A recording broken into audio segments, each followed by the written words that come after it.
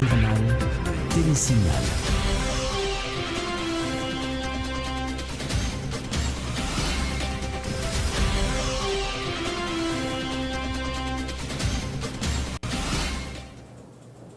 Bonsoir à tous, merci de suivre le grand journal de Télésignal. À la une, installation ce jeudi de Anthony Barbier comme nouveau secrétaire général du Palais national, un remplacement de l'ancien ministre de la Justice sous l'administration Martelly. Jean-Renel Sanon brillait par son absence à la cérémonie. Andriss Richer, préoccupé par les sénateurs plus présents au Palais national qu'au Parlement depuis l'investiture de Jocelyne Prévert.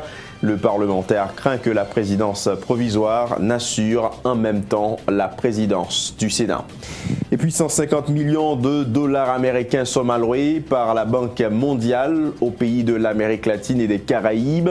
Engagée dans la lutte contre le Zika, la banque est prête à octroyer de financements supplémentaires si c'est nécessaire. À la une également, lancement ce jeudi par la USAID du nouveau projet baptisé Combit, dont le but consiste à développer les capacités des organisations locales en vue de leur émergence dans le secteur des affaires. À l'étranger, le président des États-Unis, Barack Obama, sera en visite à Cuba en mars 2016 dans le cadre du rapprochement diplomatique entre les deux pays. Obama sera le premier chef d'État américain à fouler le sol cubain depuis la révolution castrice de 1959. Voilà pour le menu du Grand Journal.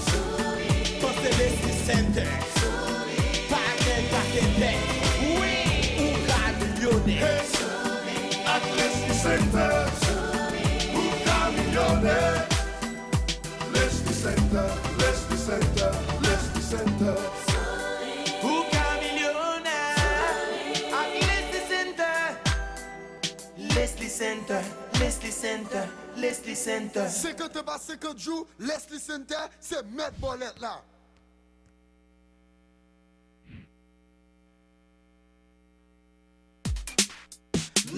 Depuis que je avec smartphone comme ça, le travail est plus facile. Je suis capable de faire photo avant ce chantier et puis voyer au ingénieur. Le ça, l'ingénieur a une bonne instruction et moi-même, je fais bosser corriger dans l'immédiat ça qui est supposé corriger. Téléphone smartphone comme ça, c'est un avantage pour tout le monde qui est famille ou qui vit à l'étranger. Imaginez-vous, je peux parler avec la famille qui est l'autre bord de l'eau sans pas payer un goût. Pour moi, ce qui est plus intéressant avec le smartphone comme ça, c'est que bien deux signes. Ça veut dire, je vais numéro business moi, ensemble avec numéro personnel moi, sur un seul téléphone. Ça fait beauté puis ce téléphone fini. Avec smartphone non seulement je peux jouer vidéo, upload photos sur Facebook et puis chat avec les amis, mais là, arrive pour me faire devoir, je suis capable de faire recherche facile sur Google. Smartphone comme moi, juste pas qu'à vivre sans lui. Yon Haïti, yon réseau.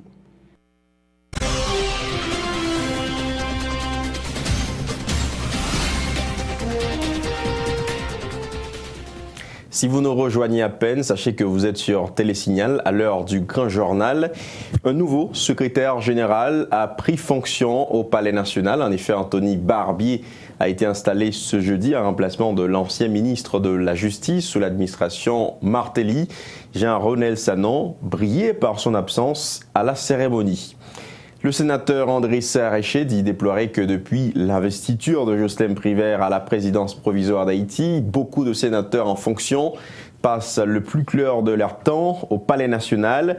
Le parlementaire se dit préoccupé par cette situation, affirmant avoir peur que la présidence provisoire n'assure en même temps la présidence du Sénat. Andris Richer au micro de Rouessé Antoine et Yvan Seïd. Pour l'instant, M. Privert a été président du Sénat et qu'il a fait défection. Il est parti.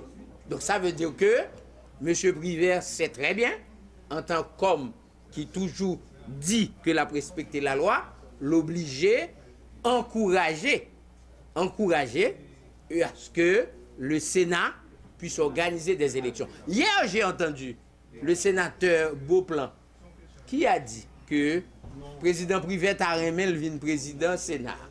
J'ai entendu ça dans la cour. Mais c'est pour vous dire que l'impression que j'ai peur que les nègres a traîné pour ne pas faire élection. Hein. Peut-être que M. Privert est à la fois président provisoire et aussi président du Sénat, puisque je sais qu'il y a un groupe de sénateurs qui tous les matins passent au palais avant de venir ici. D'ailleurs, vous pouvez rendre vous compte, il est 2h de l'après-midi, les sénateurs se font rares. Où est-ce qu'ils sont? Ça, je n'en sais rien. Peut-être que M. Privert continue à diriger le Sénat. Alors, c'est peut-être raison qu'il n'y a pas de séance.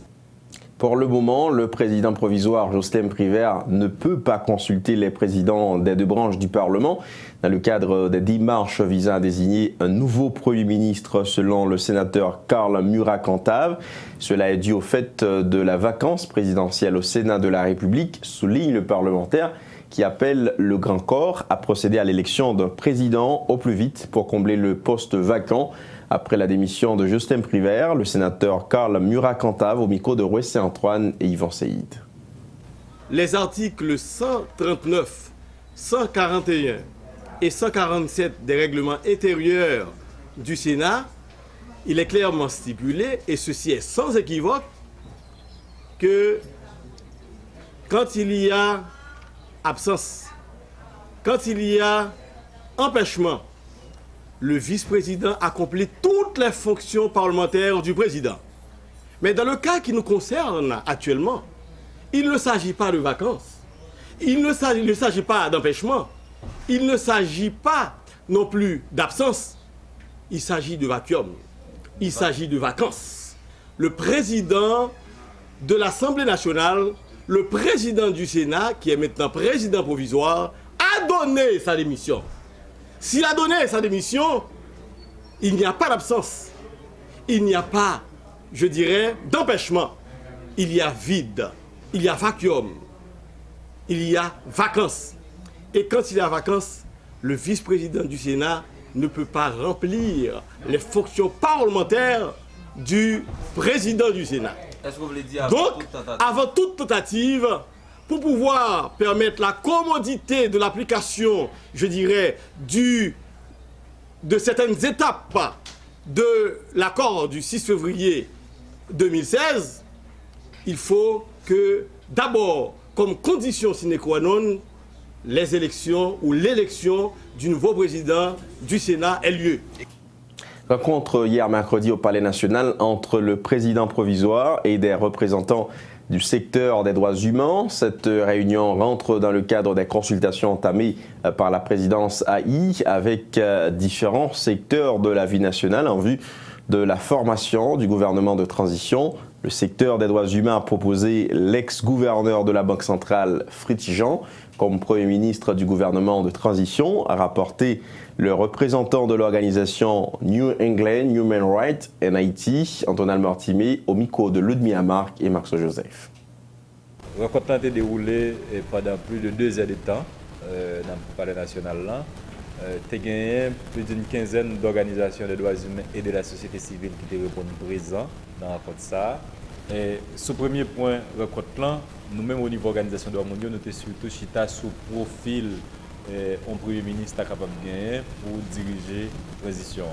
Ouais, profil nous dit c'est profil un monde qui est ouvert au dialogue, un monde qui connaît l'État, un monde qui inspire confiance tout acteurs politiques, acteurs sociaux, un monde qui est capable dialoguer avec diverses entités dans le pouvoir et diverses entités dans la société. Ça veut dire qu'il est capable, qui ont culture de dialogue, ont culture de travail ensemble et qui est capable de donner confiance à tout le monde. Et après, nous fin dit au fil ça, le président a informé nous officiellement, non monde qu'il a déjà gagné comme proposition pour le Premier ministre, certaines organisations de droits humains et de la société civile. Yo même dans la discussion, il était venu avec non M. Fritz Jean, qui est ancien gouverneur Banque centrale de la République d'Haïti. Mais j'aime dire, nous-mêmes, nous sommes surtout insistés sur le profil et nous arrivons au moment les organisations qui ont proposé, nous avons besoin l'idée de l'autre organisation de l'Harmonio. Nous-mêmes, particulièrement moi-même au niveau Néo et au niveau IMED et au NADH, je dis si ça répond avec profil nous dit, quel est le Fridjan qui est l'autre monde, mais si Fridjan répond avec profil, donc nous n'avons pas de problème que la présidence propose par le président des branches parlement. Donc, après discussion, nous arrivons à 5 noms. De son côté, la responsable de l'Institut mobile d'éducation démocratique IMED estime que le chef de l'État a bien démarré son mandat, se référant à certaines clauses de l'accord du 5 février dernier.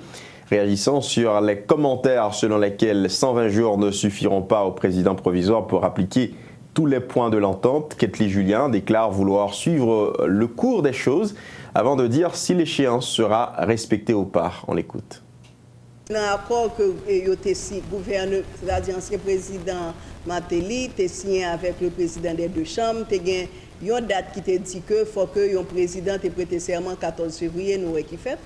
Deuxièmement, il a demandé tout, il a gagné des dates qui étaient claires pour que ils ont rencontré des secteurs, c'est ça que nous avons commencé à faire. Et c'est ça qui fait que hier, nous-mêmes, nous étions là pour être capables de parler nous de ça qu'on fait déjà et qui ça qu'on souhaité faire, que et nous-mêmes tout, nous avons dit nous tout, et que l'aide pour même comment voyer des secteurs pour choisir mon CEPA, nous avons envoyé les, par exemple dans le secteur par nous, nous voyez le POAGA, jusqu'on y a là que nous croyons que nous sommes sur la bonne voie.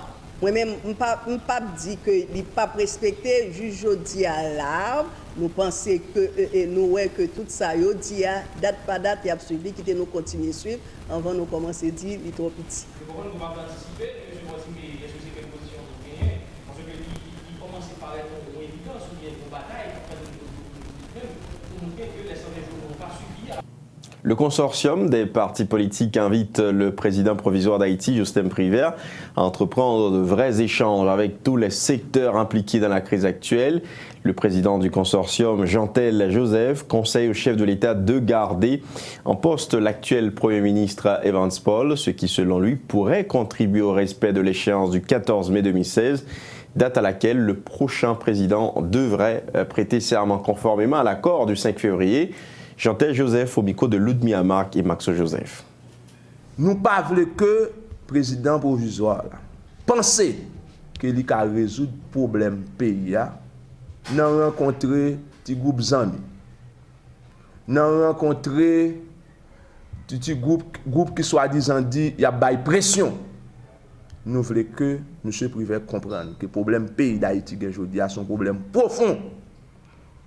Il faut gagner une vraie assise qui fait en différentes forces vive nation et c'est celle façon nous capables de démarrer mes consultations sans un accord bien défini qui engage tout secteur comme nous dit le problème a fait que empirer. Consortium non réellement préoccupé et nous t'a remis 14 mai, réellement, Jean Accord a dit là, il y a un président qui est élu, qui monte sous pouvoir. C'est une bagaille que le consortium a souhaité. Et nous dit, seule façon pour 14 mai à respecter, il faut que il y ait un consensus qui joigne autour de M. Evans Paul pour le rester comme Premier ministre. Pour qui ça, le consortium a dit, chercher des préférences au consensus autour de M. Evans Paul, c'est parce que 14 mai, nous avons moins de 90 jours de 14 mai. Tant temps on pral prend pour qu'on fait consultation pour arriver avec un premier ministre, eh bien délai pas capable de respecter. Parlons économie à présent, à l'initiative du groupe Croissance, en partenariat avec l'USAID. Un atelier de formation sur le budget a été organisé ce jeudi à Port-au-Prince. Cette séance de sensibilisation avait pour but de promouvoir le projet baptisé « Participation de la société civile dans le processus budgétaire haïtien ». Une façon pour les initiateurs de montrer que la question du budget national concerne tous les secteurs de la vie nationale, dont les universités. Mélineda Jean-Baptiste est la responsable de ce projet lancé en septembre 2014 par le groupe Croissance. Ces explications ont été recueillies par Michi Alexis et Fézé Mathieu. Participation société civile en général dans ça qu'a fait dans le budget pour que le budget pas apanage seulement des instances publiques, exécutif qui propose des lois, parlement qui vote. Parce que après tout, décision que prend par rapport au budget, il pas des impacts sur toute population pays.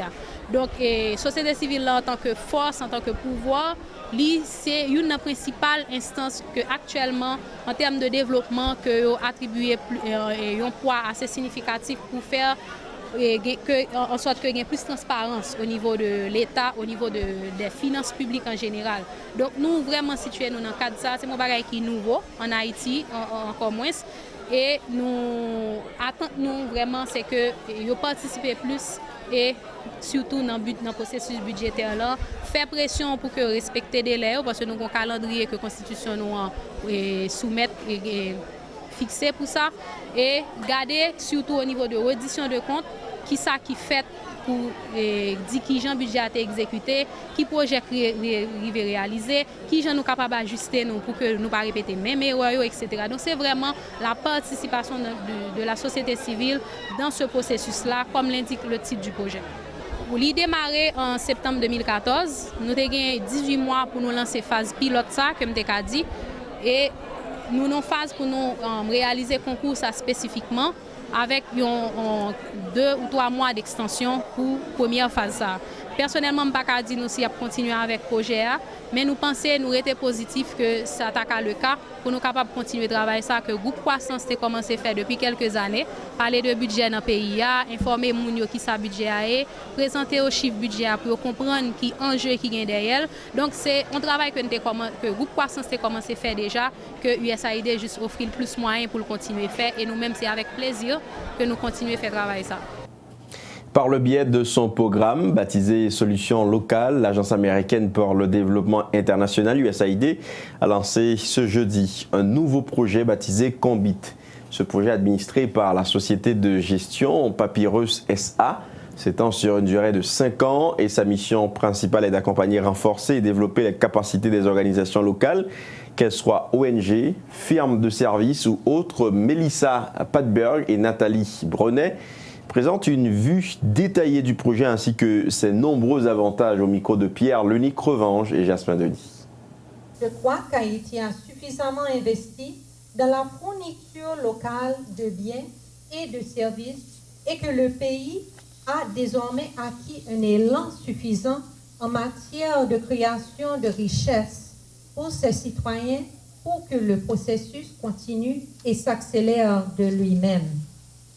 Il est significatif que les bailleurs comme USAID soient désormais prêts à investir dans l'acquisition des compétences de base nécessaires au développement d'Haïti, au lieu de fournir purement et simplement ses services. Comme l'un des premiers de ce genre de projet, Combit établira une plateforme de développement de capacité pour coordonner la prestation des services de développement des capacités locales. Combit créera un réseau d'innovation en développement à travers de sa plateforme interactive qui sera bientôt lancée. Et nous avons poursuivi les objectifs de développement que nous nous étions fixés au tout début et avons fait de nombreuses expériences avec peine et succès. Aujourd'hui, nous sommes parmi les partenaires du premier projet de solutions locales implémenté par une firme haïtienne avec une équipe à 100% locale. Je suis fière de constater l'évolution en ce sens du développement international en Haïti et je suis optimiste quant aux retombées sur le long terme. À l'exemple d'Haïti Nexus, il existe de nombreux prestataires de services haïtiens désireux de jouer un rôle actif dans le développement du pays, conscients de la nécessité de renforcer leurs propres capacités et celles des autres. 9 d'entre eux nous rejoignent sur ce podium. Ensemble, nous représentons le projet Combit. La USAID se contente déjà du fait que le projet Combit va apporter une assistance directe aux partenaires nationaux dans l'objectif de faciliter l'émergence du secteur des affaires. Le responsable de l'Agence américaine pour le développement international, Gené Thomas, se dit convaincu que le développement d'Haïti doit nécessairement passer par le développement de ces entreprises. On l'écoute au micro de Pierre Lenique-Revange et Jasmin Dedi. Le développement durable en Haïti nécessite les efforts combinés de tous les acteurs du secteur privé, de la secteur société civile, du gouvernement et des partenaires internationaux. Aujourd'hui, nous sommes ici pour célébrer et reconnaître le rôle vital que joue la société civile, les ONG et les entreprises haïtiennes dans tous les secteurs de développement du pays. Solutions locales s'appuient sur des institutions, organisations et entreprises haïtiennes en tant que force motrice de développement. Combit, son pilier central de support étant le renforcement des capacités et l'assistance technique aux groupes haïtiens qui visent à servir et faire progresser la société et dont la mission complète nos objectifs communs de développement pour Haïti, permettre un apport plus efficace et durable de l'aide américaine. Autre point à ce journal, en l'absence d'une intervention rapide des autorités gouvernementales au niveau de la commune d'Anse-Rouge, les gens mourront à cause des problèmes liés à la sécheresse, le manque d'eau potable, l'insécurité alimentaire qui accable la population de cette commune. C'est le cri d'alarme lancé ce jeudi par le député de cette circonscription, Édouard Nel Chéry. Écoutons-le au micro de Rossi Antoine et Yvon Seyid. Je pense que dans le cadre de sécheresse qui vient à travers le pays, nous avons parlé ensemble avec le ministre de l'Agriculture. Je dis que au niveau pays, il y a 40 communes côté insécurité alimentaire là à faire rage. Ensuite, c'est une côté. La pluie a fait presque 2 ans par exemple tombé et moun yo c'est agriculture. 80% moun yo vivent de l'agriculture en Rouge, surtout première section là. Là nous avons deuxième section tout. Je pense que si pas une intervention rapide qui fait de côté gouvernement, je pense que le gouvernement ça va démissionner que je pense qu'il faut qu'on marche pressé qui fait pour capable monter le gouvernement. Là, ça, il faut qu'on délégation qui aille au niveau communal pour prendre tolérance parce que dans des jours à venir, nous allons assister avec les gens qui ont mouru la faim. Je pense que c'est pour un bagage particulier, son bagage presque tout pays connaît, même si vous prenez des zones en plein de là, par exemple, voilà même, son désert lié. Nous connaissons dans le désert, la pluie pas tomber, nous avons sous contre la pluie, si la pluie pas tomber, je pense que nous voyons comment nous va vivre. Même 75% des gens dans la zone, pas de l'eau pour vrai. L'eau potable, ça n'a pas existé. Ça a fait, la collinaire, côté, depuis presque 10 ans, nous avons créé ces bagailles. On sait que la colline est là pour tomber, pour emmagasiner de l'eau. Qu'on est là, la pluie pas tomber, c'est côté bête bref, c'est là, moun bien tout. Ouais, on pense qu'il faut une intervention, surtout ministre de l'Agriculture qui va monter là. Je pense que l'agriculture pays, nous connaissons, c'est lui-même qui est moteur. Si pas une intervention faite, je pense que dans ce sens, ça nous bien dire, le ça, je pense que, mon cher, nous avons perdu un pile monde qui vit au niveau communal rouge. Je l'ai annoncé en titre en vue de combattre la propagation du virus Zika en Amérique latine et dans les Caraïbes. Le groupe de la Banque mondiale a fait don de 150 millions de dollars aux pays touchés par l'épidémie, indique un communiqué de la Banque mondiale. Ce don vise à satisfaire la demande de financement des pays de la région engagés dans la lutte contre le Zika. Si un financement supplémentaire est nécessaire, la BM se dit prête à augmenter rapidement son soutien. Notre analyse souligne l'importance d'une action urgente pour enrayer la propagation du virus Zika et protéger la santé et le bien-être des populations dans les pays touchés, a déclaré Jim Yong Kim, président du groupe de la Banque mondiale, lit-on dans le communiqué. Dans le cadre du partenariat entre l'État haïtien et l'organisation interconfessionnelle Food for the Poor, des produits alimentaires ont été distribués ce jeudi à la direction de l'administration pénitentiaire. Il s'agit d'un don visant à contribuer à l'amélioration des conditions de vie des prisonniers, a expliqué le directeur exécutif à Food for the Poor, Monseigneur Auger Beauvoir, au micro de Michel Alexis et Rwandi Henry. Food for the Poor, d'abord, nous voulons remercier le ministère de la Justice, à travers le ministre de la Justice, Maître Pierre-Richard Casimir, avec directeur chef de cabinet, Maître Jean-Claude Pierre, évidemment la direction générale de la police nationale, le directeur général Godson Aurelius et la direction de l'administration pénitentiaire, qui acceptaient que Food for the Poor participer dans le travail que a fait au niveau des prisons pour être capable, nous-mêmes au niveau de Food for the Poor, remplir un devoir de chrétien que nous gagnons. Et ce devoir, c'est montrer aux gens qui sont en prison que yo même tout ces petits bon Dieu, yo même tout yo gain droit à des conditions de vie décentes. Et c'est dans ce sens-là, nous croyons que depuis n'a fait plus d'une vingtaine d'années que Food for the Poor a impliqué dans la prison, et bien avec l'administration actuelle, il y avait cette possibilité pour nous formaliser la relation ça. Et Jean-Commissaire Muscadinzil pour capable pérenniser. Nous-mêmes qui là n'a passé, mais après, mon cap venu capable toujours qu'un principe ça pour intervenir. De son côté, le directeur général de l'administration pénitentiaire, Jean Gardy Muscadet, a remercié les responsables de l'ONG Food for the Poor pour leur apport dans l'amélioration des conditions de vie des détenus. Il en a profité pour présenter les problèmes de la surpopulation carcérale. Le commissaire divisionnaire Jean Gardy Muscadet au micro de Michel Alexis et Rwandi Henry. Gagner une lot, une quantité de nourriture que Food for the Poor commence depuis hier par rapport à l'urgence que nous gagnons.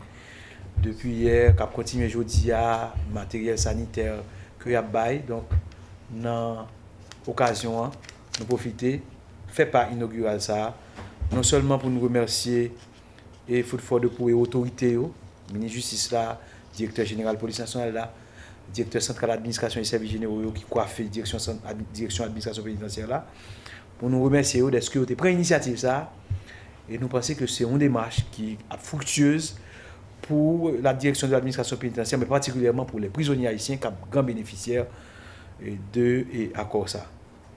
Les conditions de vie dans la prison ne sont pas idéales comme moi dis non. Nous avons une surpopulation carcérale dans la majorité de nos prisons. Nous avons une sous-capacité d'infrastructure tout. Parce que l'infrastructure nous gagnons n'est pas suffisante et adéquate pour recevoir le nombre de détenus que nous gagnons. Et j'aime dire nous que le système est un système qui est dynamique. Nous gagnons 5 à 10 personnes qui sortent dans la prison aujourd'hui, mais en même temps nous recevons une cinquantaine à une centaine. Pour comprendre qui genre situation prison parce qu'en pile prison est construit très longtemps pour recevoir une quantité de monde très minime qui viennent tripler ou quadrupler et journée jeudi. Je vous invite à suivre à présent la rubrique météo avec Slaine Séjour.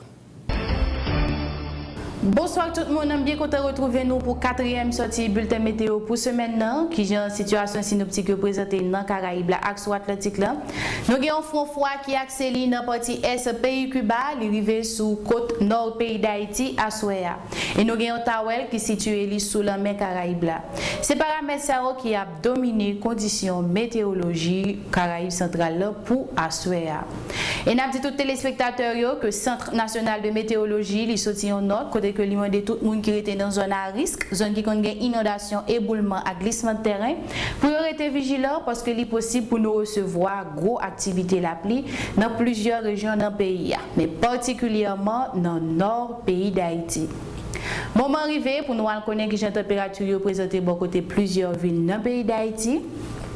Nous avons une température qui a varié sur tout le territoire pays entre 24 et 18 degrés. La température là, il pas monter qui était 24 degrés et il pas descendre qui était 18 degrés. Zone de température là plus élevée pour Assoya, c'est Okaï qui a 24 degrés. Zone qui a fait beau, c'est Jérémy qui a 23 degrés. Jacmel, Miragouane, Gonaïve qui a 22 degrés. Fort Liberté qui a 21 degrés. Et puis Cap-Haïtien, Port-de-Paix qui a 20 degrés. Zone de température là moins élevée pour Assoya, c'est Inche qui a fait très très bon à 18 degrés. Pour côté Port-au-Prince, température là 23 degrés. La fait bon, on a un ciel nuageux. Il est possible pour gagner la pluie avec l'orage dans plusieurs endroits à Port-au-Prince. On a une très légère brise qui a pris direction nord-nord-est avec une vitesse 4 km/h. C'est toujours la même situation pour tout capitaine bateau qui est dans la zone côtière nord et zone côtière sud, qui a bien la mer agitée, notamment au large. On a dit pour prendre en pile précaution et on a conseillé tout pour ne pas entrer dans la mer. Pour ça qui est bon côté golfe de la Gonave, on a dit que la mer peut agiter. Jeudi au soleil a levé à 6h16, lit couché à 5h51. Ça qui fait que nous avons gagné 695 minutes d'ensoleillement. Proverbe nous pour assurer à dit, n'en fait noir, tout le monde semblé. Merci tout le monde qui t'a suivi 4e sortie bulletin météo pour ce maintenant. Nous souhaitons une excellente soirée sur Télésignal. Voici le dernier rappel des titres de ce journal avant de vous quitter. Installation ce jeudi de Anthony Barbier comme nouveau secrétaire général du Palais national, un remplacement de l'ancien ministre de la Justice sous l'administration Martelly. Jean-Renel Sanon brillait par son absence à la cérémonie. André Séréché, préoccupé par des sénateurs plus présents au Palais national qu'au Parlement depuis l'investiture de Jocelyn Privert. Le parlementaire craint que la présidence provisoire n'assure en même temps la présidence du Sénat. 150 millions de dollars américains, somme allouée par la Banque mondiale aux pays de l'Amérique latine et des Caraïbes engagés dans la lutte contre le Zika. La banque est prête à octroyer de financements supplémentaires si c'est nécessaire. Lancement ce jeudi par la USAID du nouveau projet baptisé Combit, dont le but consiste à développer les capacités des organisations locales en vue de leur émergence dans le secteur des affaires. Et puis, à l'étranger, le président des États-Unis, Barack Obama, sera en visite à Cuba en mars 2016 dans le cadre du rapprochement diplomatique entre les deux pays. Obama sera le premier chef d'État américain à fouler le sol cubain depuis la révolution castriste de 1959. C'est ici que prend fin ce journal. Merci à vous tous de l'avoir suivi. À très bientôt.